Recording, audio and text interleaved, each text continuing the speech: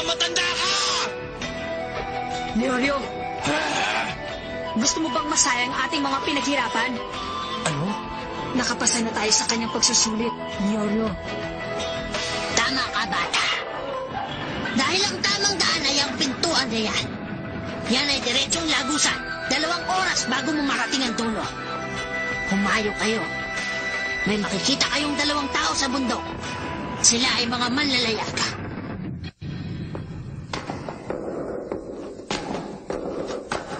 Kurapika, may nabanggit sa'yong matanda tungkol sa mga manlalayag. Sabihin mo nga sa akin kung ano ibig sabihin nun. Ang pinagdarausan ng pagsusulit ay nababago taon-taon. Mayroong mga taong nagtuturo sa mga karapat-dapat na aplikante kung nasan ito. Sila mga manlalayag.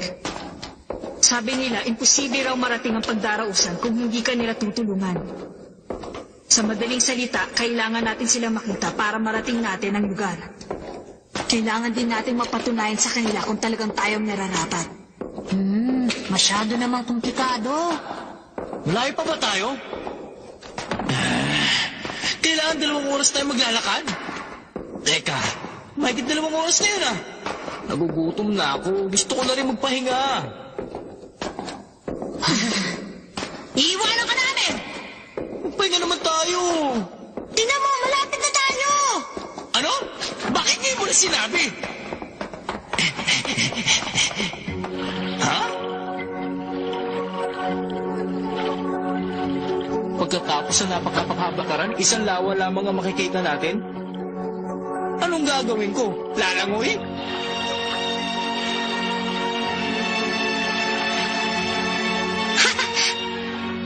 Tingnan nyo, may bangka!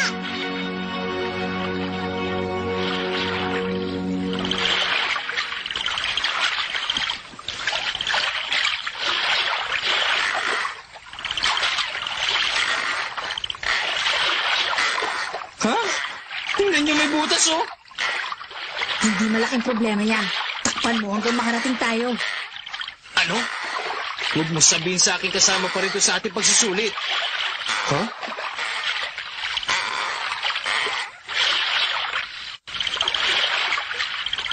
Babala para sa mga hype na may mahika. Oo, tama ka dyan. May mahika?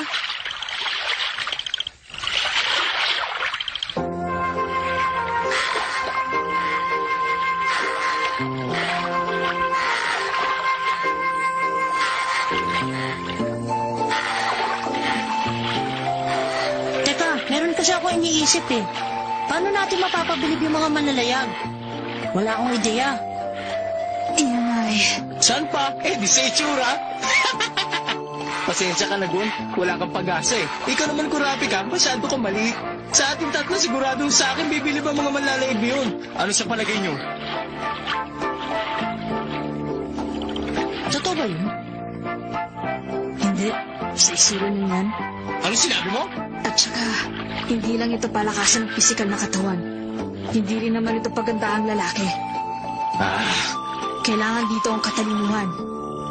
Ikaw, Gon, ipakita mo sa kanila kung saan ka magaling at kailangan mo pa rin itong mapatunayan. Kung saan ako magaling? Hindi mo lang ito napapansin. Pero sa tingin ko, magaling ka sa maraming bagay. Hindi katulad ni Leorio. Sa akin ay ang aking katapangan. Hindi ako matatakot kahit sino pang halimaw. Ha? Leorio, sa likod mo. Sa likod ko?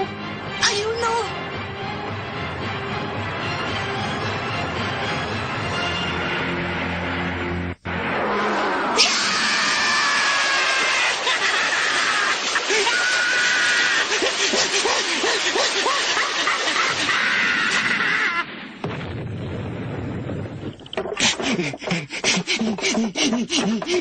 Leorio.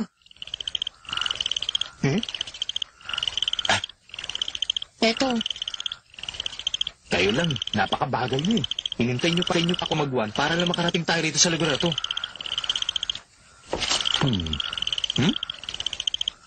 Ano yan? Ano to? Nagiba? Gawa yan ng tribo ng sumo. Basahin mo.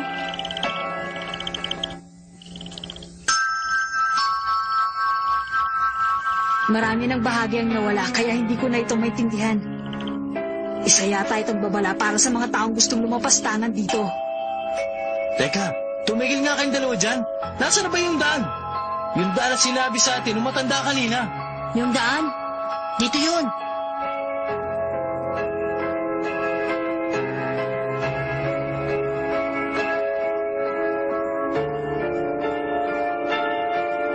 Mukha naman yata nakakalito yung daan na yan eh. Hindi ba't sabi nung matanda ay diretso lamang yan? Ang isang diretsyong daan ay hindi ibig sabihin na makakita ng patutunguhan. Hindi ba, Gon? Oo. Oo na. Salamat na sa paliwanag.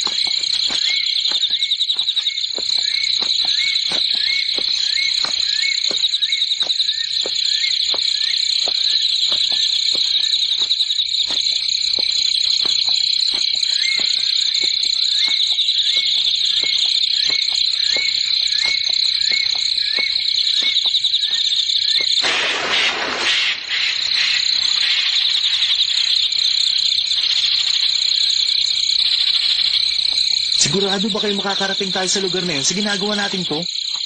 Tingnan nyo. Isa na naman babala para sa mga mahiwagang hayop. Gon, ayos ang ngiti mo ah.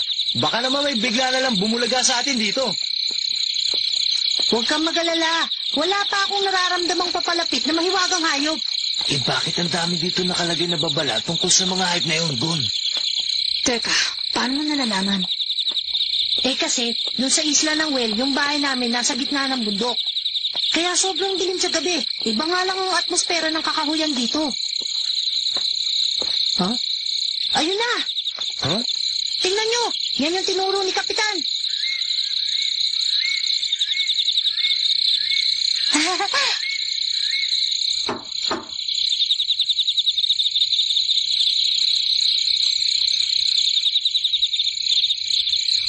Nakapagtatakang wala sila. Sabi nung matanda ay may tao dito. Tama ka. Mukhang wala pang aplikante na karating dito. Tayo muna. Paano na ngayon? Papasok ako. Huh? Huh? Ha?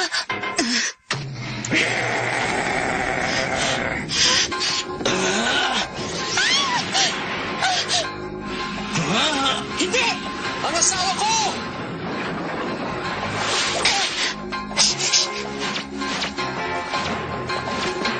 Yoyo, tignan mo siya! Oo, akong bahala dito.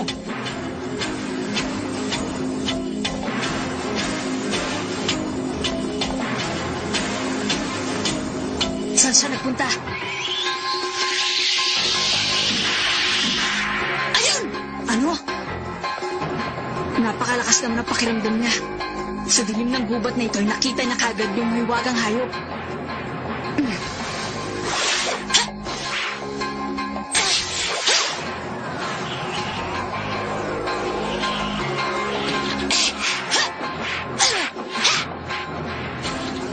Napakagaling niya.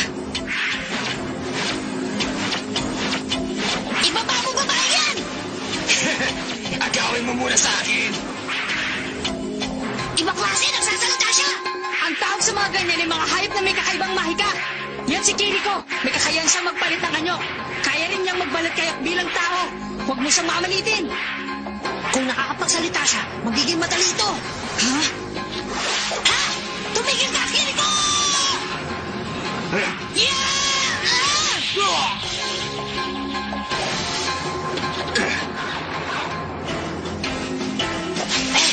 Sandali!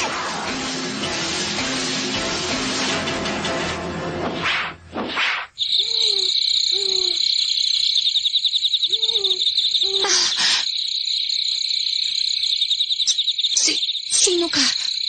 Wala kang dapat ipag-alala. Meron bang masakit sa'yo? Ah? Asawa ko! Ano nangyari? nangyari sa kanya? Huwag kang mag-alala. Inaalagaan siya ng kaibigan ko. Utang na loob. Dalhin mo ko sa kanya. Gusto ko siyang makita. Sige na, parang awa mo na. Ang totoong to ay...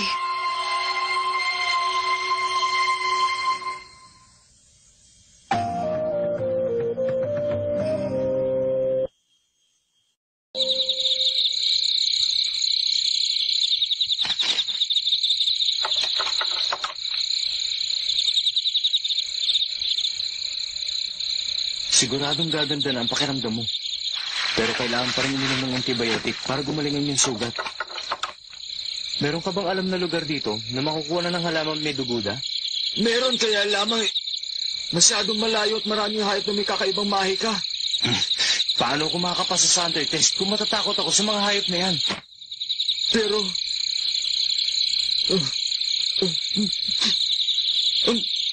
ang asawa ko... Huwag kang mag-alala. Si Gon at si Kurapika ay sinundan ng iyong asawa. Sigurado akong maililigtas siya. Malamang parating ng mga yun. Teka, siya nga pala, saan ba nakatanim yung halamang may duguda? Doon sa lugar na...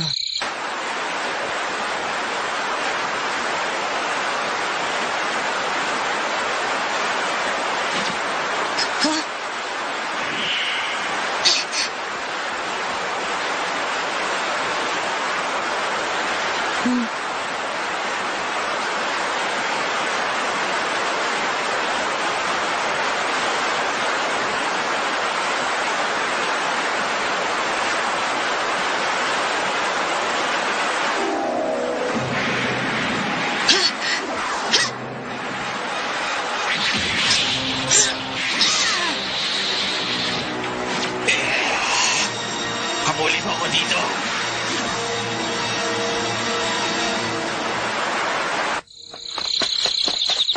Teka, sandali! Ako to! Kurapika, ayos ka lang? Sigon! Hinahabol pa rin niya yung hayop. Kamusta na ang asawa nito? Ano na nangyari sa kanya? Gagaling na siya. Hindi na mamalalim yung sugat na tinamo niya eh. Binigyan ko na siya ng gamot na pampawala ng sakit. Ayun, nagpapahinga na. Ganun ba? Di maganda.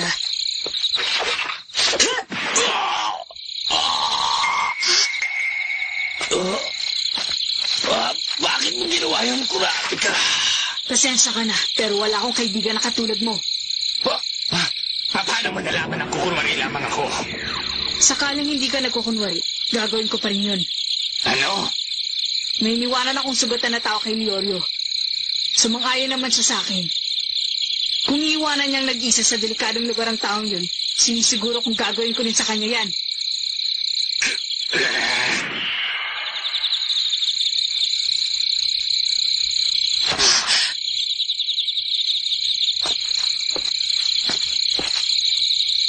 Sandali, maaari mo ba akong sagutin? Huh?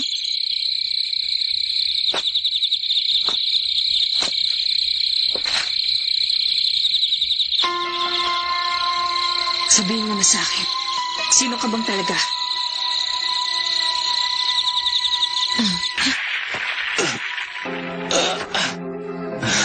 Napakahirap talagang humanap ng halamang gamot.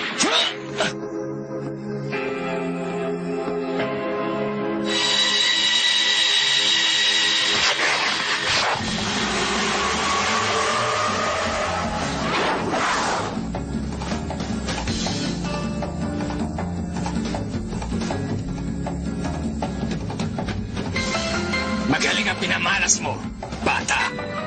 Ha?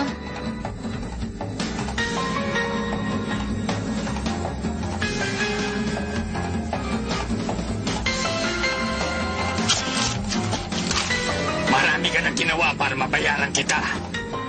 Bayaran ako? Oo, kaya humanda ka.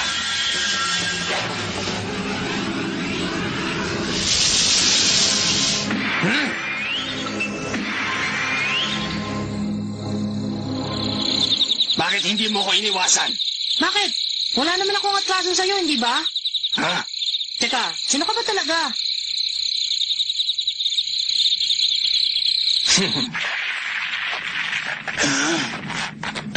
Nagdadalawang isip yata ako sa pagpapakabait ko ngayon, ha? Huh? Huh?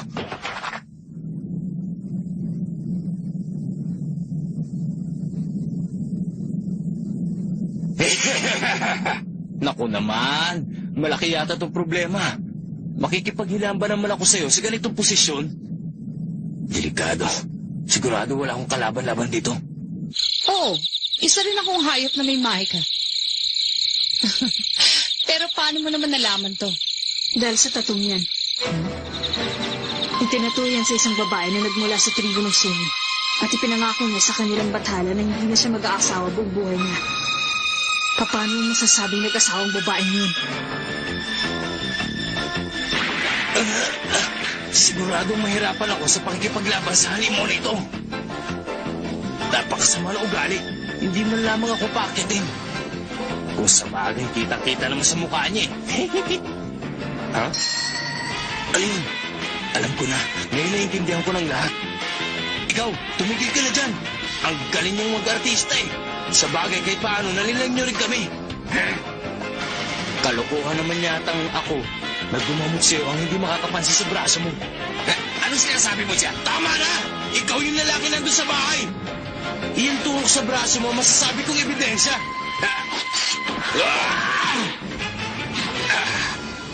Tapos na yung palabas mo, kaya game over ka na. Alam mo, hindi naman ikaw yung hinahabol ko kanina eh. Kaya nagulat ako nung sabihin mo magbabayad ka. Pero kung hindi ka alis dyan, lalabanan kita. Teka, paano mo nalamang hindi ako yun? Ano? Dahil talagang magkaiba kayong dalawa. Boses na boses mo pa lang ay mas mataas at mas maganda kaysa sa kanya. At kung pagmamasdan ko mabuti, alam ko kung anong dahon ang bumabagsak sa kung anong puno. Kaya kung ikukumpara ko kayo, napakadali niyong hulaan. Alam ko na, nagpalit kayong dalawa nung lumipad siya dun sa talon.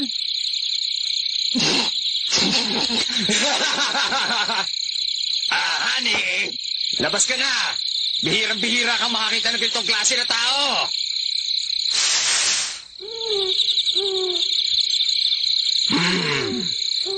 Matagal na panahon na rin lumipas nung makakita kami ng tao na kapagsabing magkaiba kami. Ibang klase ka, bata! Ikaw, masasabi mo bang magkaiba sila? Hindi ko kaya. Siya nga pala, yung nakaharap ni Kurapika at yung nakaharap ko ngayon ay ang tatay. Oo na, sige na. Pero hindi ko pa rin makilala. Noong una ay nahulaan mo na may darating na bagyo. Ngayon ay alam mo na magkaiba silang dalawa. Pambihira talagang yung kakayahan. Bueno, ngayon alam na ninyo ang lahat. Kami ang sinasabi nilang mga manlalayag. Ako ang anak nilang babae. Ako naman ang lalaki. Hello! Sila ang mga anak namin. Nagpanggap na mag-asawa na naghihintay sa inyo doon sa bahay sa may puno. Napansin ni Kurapika ang tatlo sa aking braso. Ito'y katibayan na sumumpa ko na hindi na ako mag-aasawa. Kung hindi mo nalalaman na kasaysayan, imposible mo maisip. Hindi lang malawak na kaalaman, matalas na mata rin ang kailangan. Pinahanga mo kami sa lakas sa iyong pakiramdam na hindi kami tunay na mag-asawa. Kakaiba ka talaga. At ikaw naman, Mr. Leorio, kahit na hindi mo napansin ang sugat sa aking braso isang panlilin lang naman, masasabi kong meron ka talagang kakayahan ng manggamot. At ang higit sa lahat, pinalalakas mo ang loob ko nung nagdadrama ako sa aking kapatid. Kaya naman napag-isip-isip ko rin na napakaganda talaga ng iyong kalooban. Muntik na tuloy mahulog ang aking kalooban sa iyong kabaitan eh. Ano ba naman ito? Nakakahiya. At saka nung mapansin mo yung naging marka nung tinurok ko sa aking braso, yun ay hindi pagkaraniwan. Hindi ba't kahanga-hanga? Ang katulad mo yung klase ng tao na hindi namin makikita sa loob ng mahabang panahon. Hindi ka pagkaraniwan, napakalakas ng pakiramdam mo. Ay kakaiba ang iyong abilidad, Kinonggon. Kung nalalaman ko lang, hindi ko sana nilakasan yung palo ko sa'yo kanina. Pasensya ka na. Kayong tatlo ay nakapasa sa pagsusulit. Ha?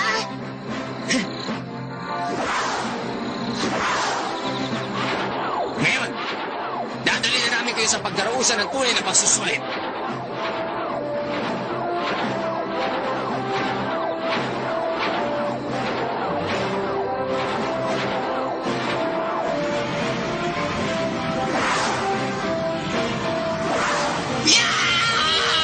Takot ako sa matataas na lugar. Parang awang mo na, huwag mo ko ibabagsak. Akala ko ba wala kang kinatatakutan?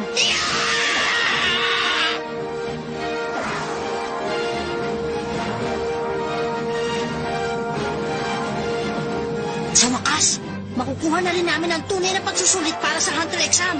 Ano kaya klase ng mga taong nandun? Anong klase ng pagsusulit ang naghihintay sa amin?